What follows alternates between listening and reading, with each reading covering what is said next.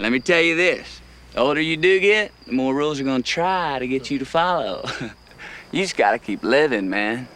L-I-V-I-N. The voice, the laugh, the smile. Heck, the name itself, at this point, Matthew McConaughey is a certified Hollywood institution. From award-winning roles to stone-cold genre classics, McConaughey has cemented himself as one of our greatest actors. For some, it's hard to believe he wasn't always taken seriously. Hey, how's the adoption thing coming, buddy? I feel like all the good ones are gone. Well, at least you get to choose yours. I'm stuck with mine. In fact, for years, McConaughey seemed destined to remain a shirtless, romantic lead in the sappy comedies of yesteryear. So how exactly did Matthew McConaughey gain interstellar success and escape a career of cheesy rom-coms? Before we hurtle through the black hole of McConaughey's past, be sure to hit like and subscribe below to keep up with all our Nerdstalgic videos. Matthew McConaughey can break your heart just as easily as he can make us laugh. No matter the role, there is an undeniable charisma to the characters he inhabits. That's due in no small part to his roots in rural America, the same kind of place many of his best personas hail from. It's what makes everything he does so uniquely McConaughey. It's all a fugazi. You know what a fugazi is? No, Fugazi. It's fake. Yeah, fugazi. It's a wazi, it's a woozy, it's a... Born in the small town of Uvalde, Matthew McConaughey is about as Texas as they come. After high school, he studied acting in his home state and got his first roles in a country music video, a Texas-themed episode of Unsolved Mysteries, and your standard background character. McConaughey's career truly launched when he approached a casting director at a local watering hole in Austin, Texas. As it turned out, the casting director was scouting talent for the very film that would change McConaughey's life. Dazed and Confused was released in 1993 and featured a cast of, at the time, unknown performers. The snappy stoner film from Texas was a hit with movie buffs and slackers alike. After its home video success, much of the cast would become some of Hollywood's biggest stars, but the true breakout talent came in the form of an undeniably hunky character named Wooderson. As Wooderson, McConaughey brings such a powerful blend of southern charm and down-home good looks that we almost forget his character is way too old to be hanging out with high schoolers. What I love about these high school girls, man. I get older, they stay the same age.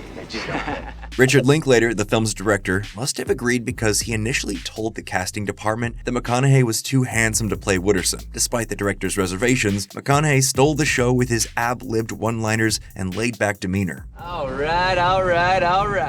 After his mustachio debut, McConaughey continued to score more acting work. Though he had yet to hit the big leagues, directors were hungry to cast his southern drawl. From family films like Angels in the Outfield to his first rom-com Boys on the Side, McConaughey was perched as the next hometown hero. Even a disastrous turn in the third Texas Chainsaw Massacre couldn't slash his hype. Word got out on the Lone Star actor, and McConaughey became a mainstay in country-fried thrillers and video store pulp. These early years consisted of mostly forgotten movies with macho titles like Glory Days, Scorpion Spring, and A Time to Kill. McConaughey even popped in for an episode of Texas' favorite, King of the Hill. You know, I've noticed that we've been talking a lot about Rad, not too much about Miss Sweet Luann.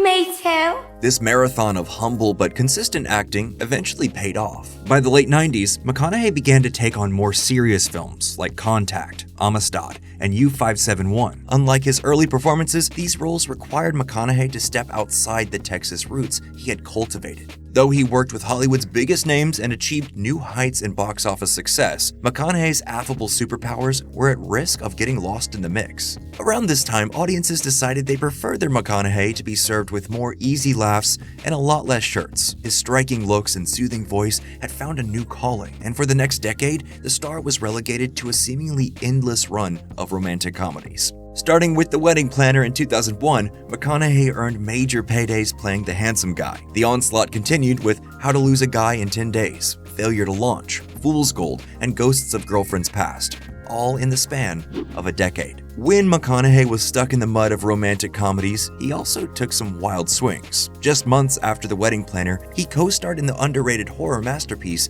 Frailty. The haunting film never found its audience, but McConaughey's creepy performance is as unsettling as it gets. How did you know? You were on my list. And though a colossal flop, McConaughey also brought the heat in Reign of Fire just months before How to Lose a Guy in 10 Days. We can laugh at its ridiculous soldiers fighting dragons in 2001 premise, but McConaughey's turn as an axe-wielding, bald-headed commando is nothing short of inspired. When talking about the kinds of roles that interest him, McConaughey said, I want to dive in a pool and trust I'll come up the other side, but take the journey and come up bloody. With that kind of talk and a history of compelling roles to prove it, many fans were left to wonder, why slum it in all these romantic comedies? Well, the answer was pretty simple. At least for a while, McConaughey's rom-com success enabled him to lead a life most of us can only imagine. Living in a pad in Malibu, surfing on the beach shirtless. I'm shirtless rom-com McConaughey, and I'm like, you damn right I am. Those rom-coms are paying for these houses that I'm renting on the beach, baby. I mean, it makes perfect sense. Who wouldn't take the money and run? Well, the winds eventually shifted for McConaughey, and he began to wonder if an easy life of fun and sun was truly enough. After the release of Ghosts of Girlfriends Past, the actor decided it was time for a change. By the late aughts, an unknown studio had initiated negotiations to hire McConaughey in their next romantic comedy, and the actor eventually turned down a whopping $14.5 million. This was a shock to his friends and peers, but also rattled the foundations he had built in the industry. Recalling the aftermath of his massive move, McConaughey said, "Everything stopped. Nothing came in. For another 14 or 15 months, nothing came in." That was, of course, until Hollywood entered the McConaughey Renaissance. Starting with Lincoln Lawyer in 2011, McConaughey gained back his dramatic audience with his lovable everyman powers. The film was a hit, and McConaughey continued to take interesting roles in acclaimed indies like Bernie and Killer Joe. In the years that followed, McConaughey's talents were finally embraced. Mud, released in 2012, was a bombastic return to the heavy-handed thrillers of his youth, but with more prestige than ever before. Magic Mike the same year brought shirtless McConaughey out of retirement for a swinging bash that impressed both critics and rom-com lovers worldwide. The age of mcconaissance went full steam ahead in 2013 with Dallas Buyers Club. In his first Academy Award-winning role, McConaughey plays Ron Woodruff, a real-life HIV activist. And a few short months later, McConaughey took a supporting role in Martin Scorsese's Wolf of Wall Street. Though his screen time in Wolf of Wall Street was short, it's safe to say McConaughey was one of the more memorable aspects in a very, very memorable film. Come on.